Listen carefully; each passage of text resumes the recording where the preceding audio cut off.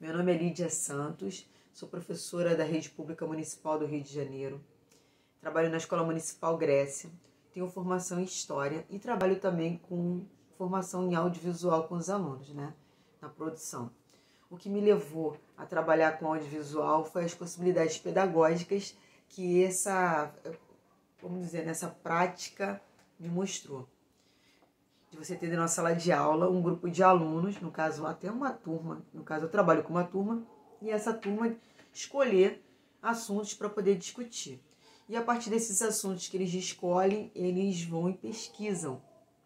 E a partir dessas pesquisas, eles criam de forma digital, no caso audiovisual, colocam esse material ali organizado.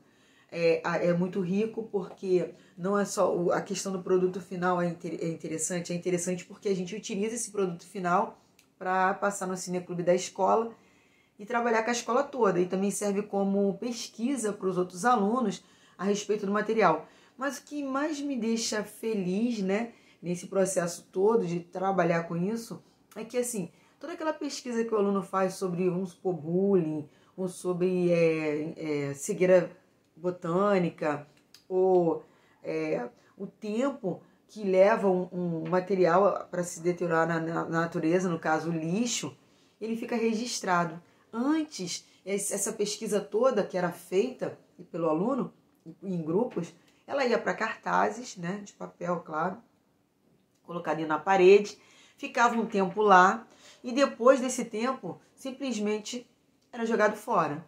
Então, eram trabalhos maravilhosos, feitos pelos alunos, pesquisas maravilhosas, que não ficavam. E não, já no audiovisual, o aluno tem a possibilidade de registrar todo aquele material dele, discutir entre os amigos, porque sempre há uma liberdade para que o aluno, entre os alunos mesmo, criem as possibilidades, ou seja, a produção de um conteúdo que é feito pelo aluno e que vai ser aproveitado por outros alunos da escola. Por quê? Porque é passado no cineclube e depois chega numa plataforma onde os alunos podem visitar. E vou mais longe. Esse material produzido pelo aluno não é só pesquisado pelos alunos da rede pública ou pelos alunos da escola. Também ele tem uma visibilidade dentro da questão da internet, do YouTube ou do Vimeo, de outras plataformas, para outras pessoas.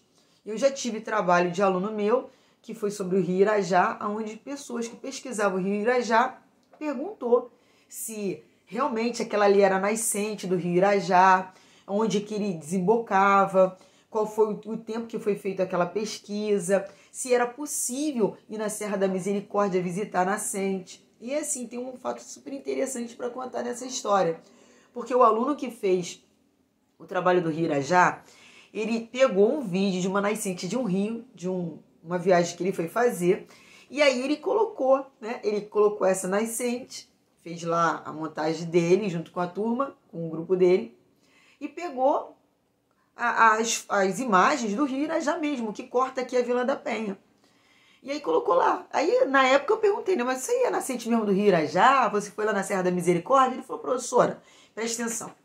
Todos os rios nascem limpos e no meio das pedras.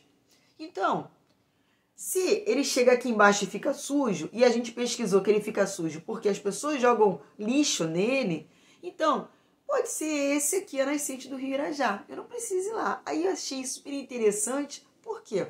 Porque ele criou uma estratégia para poder falar do Rio Irajá dentro da possibilidade dele.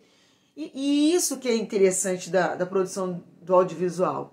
É possibilitar o aluno, o estudante, que ele crie alternativas, que ele pense que realmente o rio nasce limpo. Ele vai ser sujo quando ele chega aqui embaixo, onde a população joga lixo, joga poluentes, e ele vai desembocar na Baía de Guanabara do jeito que ele desemboca. E aí o que acontece nisso tudo?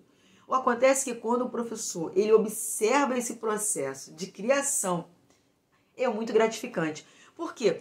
Antes a escola tinha a função de pegar e trazer o conteúdo. Agora a escola traz o conteúdo e o aluno também traz o conteúdo dele. E a escola recebe, ouve, trabalha e dá crédito a essa produção. né? O aluno ele vira um protagonista desse processo todo de produzir conteúdo. E esse conteúdo, óbvio, é supervisionado por um professor, né? Que assim, não existe o estudante sem o professor. A escola existe porque existe o estudante, o professor existe porque existe o estudante também. Então, assim, é um círculo, né, que está ali. Então, esse professor, ele está sempre supervisionando esses trabalhos e dando orientação para que esses trabalhos depois sirvam, de uma certa forma, como uma biblioteca audiovisual para a pesquisa de outras pessoas e dos estudantes próprios da escola. Foi muito gratificante ter entrado nesse caminho, porque eu trabalhava com fotografia no começo, e aí eu fui apresentada ao audiovisual pelo professor Luiz Cláudio, que já trabalhava com audiovisual e continua trabalhando. E aí eu comecei a trabalhar com as duas ferramentas, né? A fotografia e o audiovisual. E eu me sinto muito bem em relação a isso, porque é o material que fica. É a pesquisa do aluno, é a fala do aluno, é o currículo oculto que o aluno traz e que está ali, registrado, né, como um protagonismo dessa construção do conhecimento. O conhecimento ele não é só uma questão acadêmica da escola, ele é um conhecimento de todos e que se faz ali presente. É mais ou menos isso. Gratidão.